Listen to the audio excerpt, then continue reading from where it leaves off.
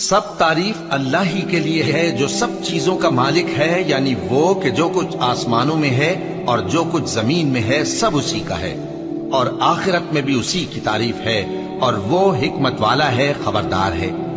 جو کچھ زمین میں داخل ہوتا ہے اور جو اس میں سے نکلتا ہے، اور جو آسمان سے اترتا ہے اور جو اس پر چڑھتا ہے، سب اس کو معلوم ہے، اور وہ مہربان ہے، بخشنے والا ہے۔ اور کافر کہتے ہیں کہ قیامت کی گھڑی ہم پر نہیں آئے گی۔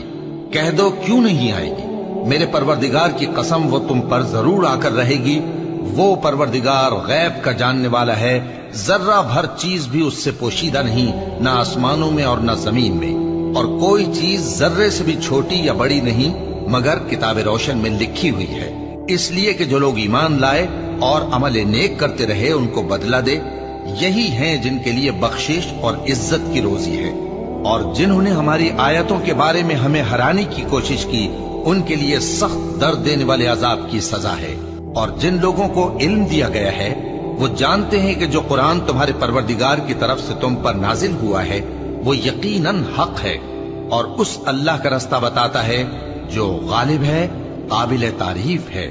اور کافر کہتے ہیں کہ بھلا ہم تمہیں ایسا آدمی بتائیں جو تمہیں خبر دیتا ہے کہ جب تم مر کر بالکل ریزہ ریزہ ہو جاؤ گے تو تم نئے سرے سے پیدا ہوگے؟ یا تو اس نے اللہ پر جھوٹ باندھ لیا ہے یا اسے جنون ہے۔ بات یہ ہے کہ جو لوگ آخرت پر ایمان نہیں رکھتے وہ آفت اور پرلے درجے کی گمراہی میں پڑے ہیں۔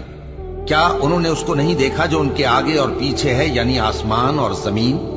اگر ہم چاہیں تو ان کو زمین میں دھسا دیں یا ان پر آسمان کے ٹکڑے گرا دیں، اس میں ہر بندے کے لیے جو رجوع کرنے والا ہے ایک نشانی ہے۔ اور ہم نے داؤد کو اپنی طرف سے برتری بخشی تھی اور کہا تھا اے پہاڑوں ان کے ساتھ تسبیح کرو، اور پرندوں کو ان کا مسخر کر دیا، اور ان کے لیے ہم نے لوہے کو نرم کر دیا کہ کشادہ زرہیں بناؤ اور کڑیوں کو اندازے سے جوڑو، اور نیک عمل کرو، جو عمل تم کرتے ہو میں ان کو دیکھنے والا ہوں۔